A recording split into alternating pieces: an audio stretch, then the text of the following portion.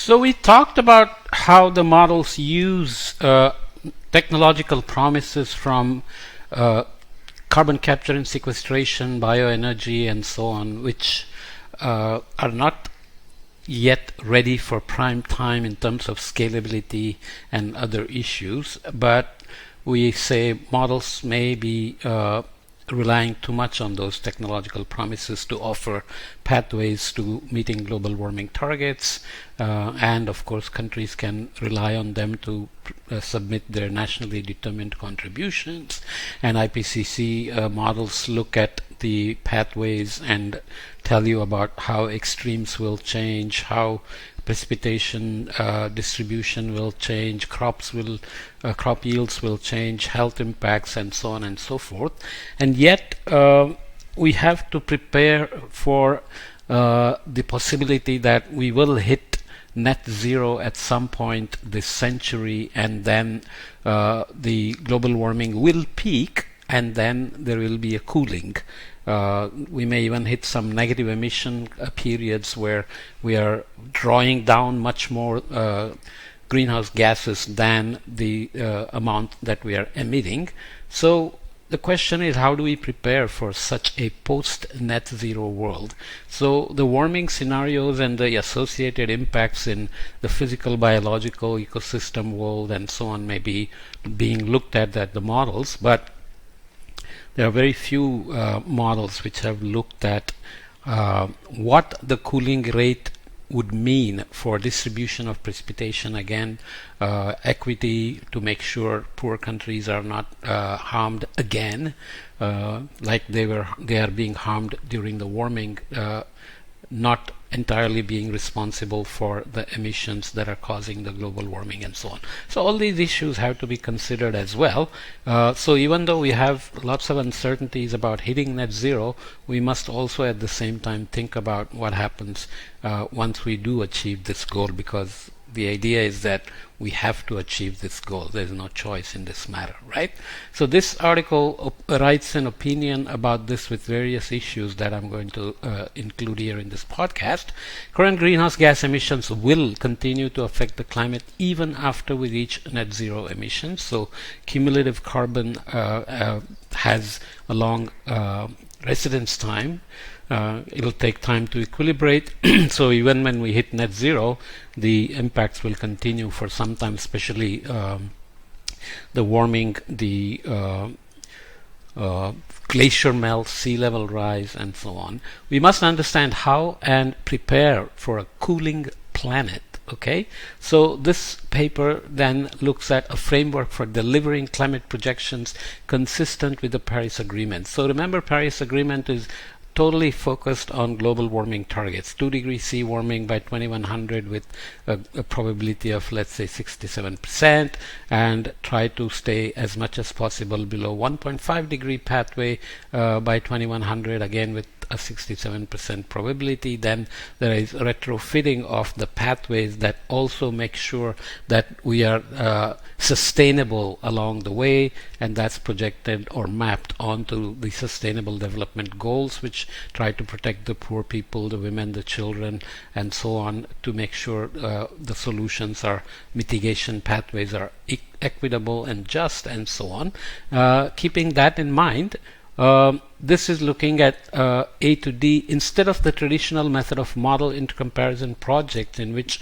prescribed radiative forcings like these radiative forcings, so business as usual or high emission scenario will take you up here 8.5 watts per meter squared by 2100 in terms of the net energy imbalance, and the low emission pathway, let's say consistent with the 1.5 degree pathway. Then the models are used to look at constrained radiative forcing causing the spread of warming in the global mean surface temperature by 2100, but going forward all the way to 25 100, so that even if we meet our goal by 2100 of 2 degrees C, the warming will not stop because of this committed warming or the impact of cumulative CO2 that will not be totally gone. Okay, so we are talking about net zero emissions versus cumulative carbon since industrial revolution. You have to make sure you understand the difference there. Okay, in B we propose that modeling, so that's B in terms of what warming's result. So we propose that modeling centers adopt differing radiative pathways for each model. So instead of these pathways, you look at different pathways. So the low emission pathway will continue for some time to increase, which is different than here, and then continuously decrease, and then the intermediate pathways all the way to the business as usual. So this would then spread of radiative forcing to constrain global mean surface temperature will give you different pathways to the warming. So here you are going to hit, the scales here are cut off, so you can see that we're going up to 3000 here, so just be careful. So we'll hit 1.5 degrees C and keep it there for a long time if we keep on reducing the radiative forcing, unlike here focusing only on 2100, and similarly for other radiative forcings that keep dropping, to keep the global warming targets at that level for a long time. So regional climate evolves after global temperature stabilization, where you are stabilizing temperature and not just emissions. Okay. So in C and D, let's see here, differing radiative forcing pathways for each model to enable stabilized climate projections at 1.5, 2, 3, and 4 degrees C warming. In C and D, the gray bars indicate when carbon dioxide emissions are set to zero to achieve the desired global warming levels, which will vary across the ensemble of models. So you choose different potential timelines where net zero will be met. Models that warm faster will turn off the carbon dioxide emissions earlier than models that warm more slowly. So now we already have lots of models participating in assessment reports under IPCC, and each model runs multiple scenarios. Some have high climate sensitivity, so warm faster and more by 2100, let's say, than some other models. So this accounts for the distribution of models as well. GMST, the global mean surface temperature, is a schematic illustrative purposes only. But coming back to what we mean by cumulative carbon dioxide emissions determining the warming, we've talked about this on several occasions in other podcasts and other courses. So looking at cumulative carbon emissions in trillion tons of carbon since Industrial Revolution, we now know that there is a fairly linear relationship between cumulative carbon emissions and temperature change. So even there you can see that the models have different sensitivities. This is what we meant in the previous plot here about models that have high sensitivity and the models that have low sensitivity. So here is the HAD-CM3LC from the UK, which shows much more warming for the same level of cumulative carbon than the green one here, which is the Max Planck, I think, or maybe it's CSM1. These colors are too close to each other, but the point is that there is a range of warming indicated by the models for the same cumulative carbon levels. To keep this in mind, there is also a carbon climate response function defined in this paper, which I should have, it's the same paper, this one. Okay, so this shows that CO2 emissions increase CO2 concentrations in the atmosphere, which is happening now. We have repeatedly said that CO2 is increasing at about 4 ppm, now even more than 4 ppm per year, which is driving global warming that we keep talking about, year-to-year anomalies and decadal warmings. Each decade is now warmer than the previous decade, and so on. So that depends on the carbon sensitivity, and we have defined things like equilibrium climate sensitivity, where we ramp up the CO2 levels to twice some baseline and then keep it there, and see how warming occurs during the transient period and by the time you reach equilibrium. But there is also an climate sensitivity going from level of CO2 concentration to climate change. So the carbon sensitivity determines how CO2 emissions determine CO2 concentration, and climate sensitivity determines how CO2 concentrations determine climate change. And then there is a climate carbon feedback in the middle. But when we say cumulative CO2 emissions, we go from CO2 emissions to climate change, looking at cumulative change, and there is a way to define a sensitivity there, CCR, which is looked at degree centigrade per trillion ton of carbon, and these are estimated from observations by this paper, which show that the best estimate is not constant. It varies, as you can expect, because human activities are going on during this observation period as well. And there is the 95th percentile confidence limit and the 5th percentile confidence limit. So CCR here was estimated for each decade of the 20th century after 1910 by scaling an observationally constrained estimate of greenhouse gas attributable warming relative to 1900 to 09 as the baseline, by the ratio of CO2 forcing to total greenhouse gas forcing. So you have to account for other greenhouse gases as well that have accumulated, and dividing by cumulative anthropogenic carbon emissions over the same period. So delta T divided by cumulative emissions.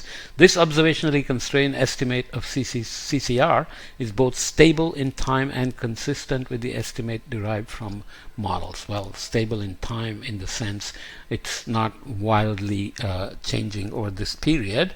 But the main question we have to ask is whether this CCR will be the same in the post net zero world, where we may get into cooling.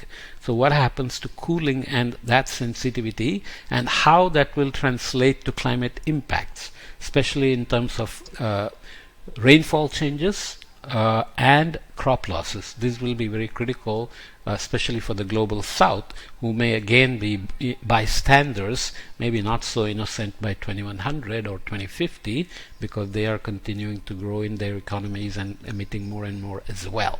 But historically, so far, they have not been the big players. Okay? So what are the factors that will determine climate behavior after net zero? Keeping in mind that the cooling rates and the way in which we reach net zero and the associated global warming target, for example, will we hit 1.5 and exceed and then come back, or we will manage to stay under 1.5 all the way? We will hit 2 degrees C and hit some other peak before coming back, and how people would have adjusted to the excess warming in the meantime, how agriculture would have expanded in the meantime, may all begin to play into what people want in terms of cooling. For example, if warming above 2 degrees C or 1.5 degrees C led to some very nice weather in some places, and agriculture improved, or their tourism improved, or their lives improved in other ways, then would they want any cooling to happen? Probably not, right? So all these things will matter when we go into the post-net zero world. So let's read what the paper offers. There are many unknown characteristics of a cooling planet. The following are the major factors that will determine the nature of a post-net zero emissions climate. Obviously, this is not an exhaustive list. I will just read these even if it takes a couple of minutes. The level of peak warming. The starting point for a future with net negative greenhouse gas emissions could come after peak global warming of well below 2 degrees C above pre-industrial levels. So the target so far is that we need to stay well below 2 degrees C to avoid dangerous climate change, right? If we do cross it above pre-industrial levels in line with the Paris Agreement, or after we have experienced more than 3 degrees centigrade global warming, or somewhere between 2 and 3 degrees C, the peak warming will affect how a cooling climate behaves. So there is a hysteresis in the climate system.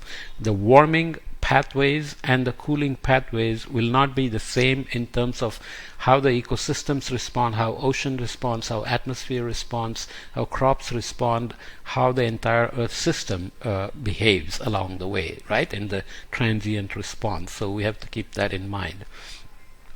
Particularly if any tipping points that cause irreversible changes to Earth's system, such as melting of the West Antarctic ice sheet, are breached. So while we go to this target before hitting net zero, if some tipping points have been reached, like the Arctic ice loss, what does that mean? We don't necessarily recover them in the cooling period, right? Even if they disappeared at 2 degrees C warming, when we cool back down to 2 degrees C, we're not going to recover the West Antarctic ice sheet for sure. They take millions of or 100,000 years to build, for example.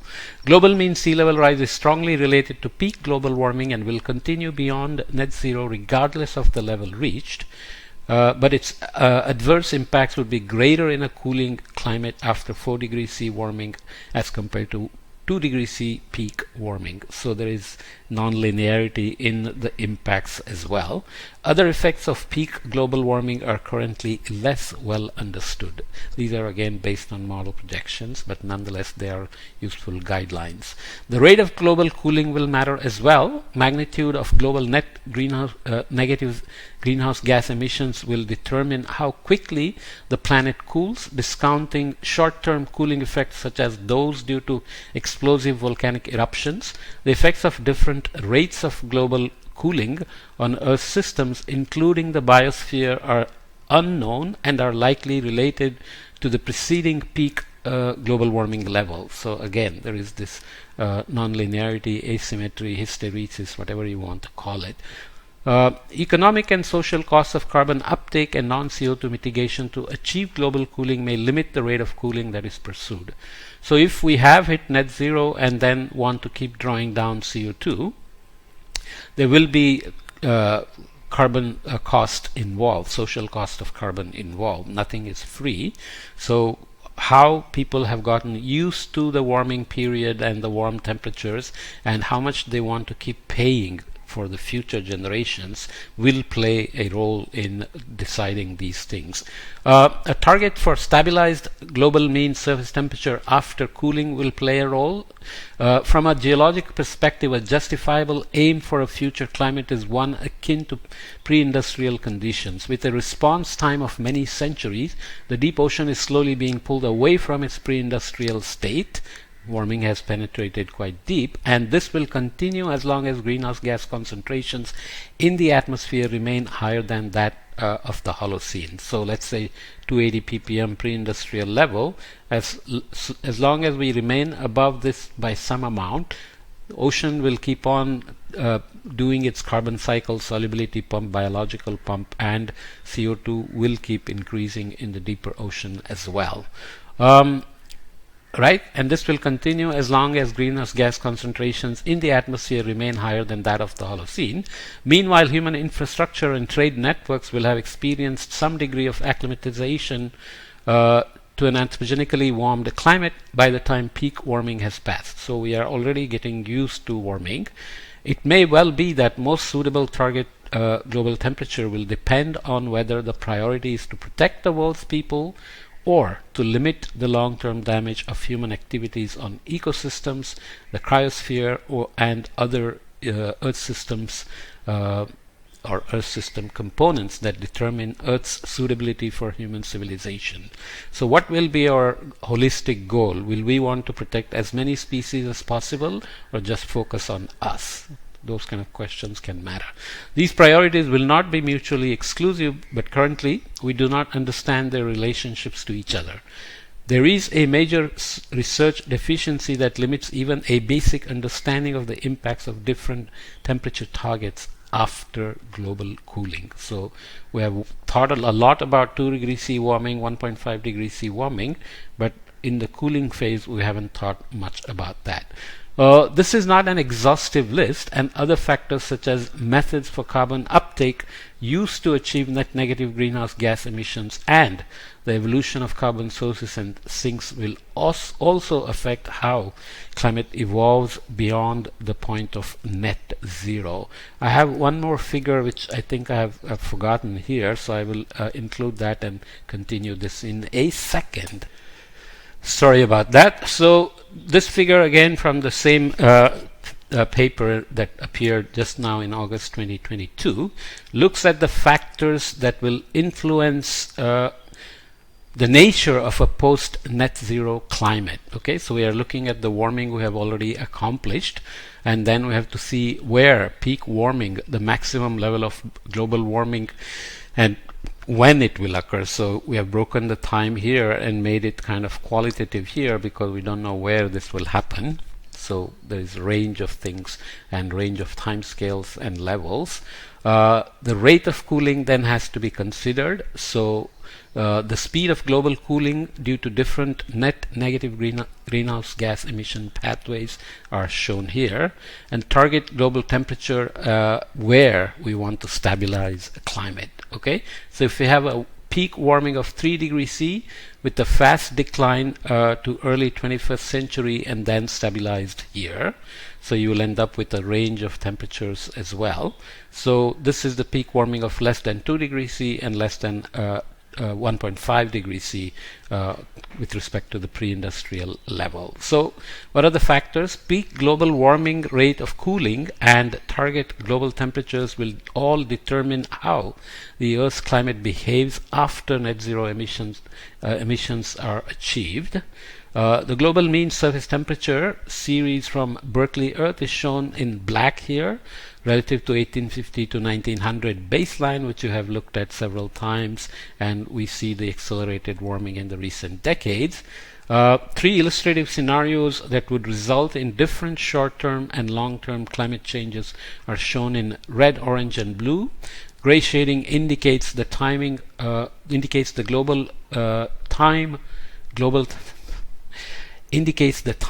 global temperature space that could be occupied by post net zero simulations. Simulations should extend beyond the time of global temperature targets to also examine stabilization effects. So to keep it here, we have to continue the drawdown and emissions controls, whether it will be net zero, net negative, whether our total emissions will also go down so that net drawdown also goes down, and what the associated temperature and precipitation patterns are. Because remember, we are talking about global mean surface temperature, doesn't tell you what will happen in your backyard, and that's what will determine what adaptation you will need or what impacts you will suffer in terms of food, water, energy, health, transportation, and so on and so forth. Okay, so that's the point, that we have to prepare ourselves for a post net zero world despite the uncertainties of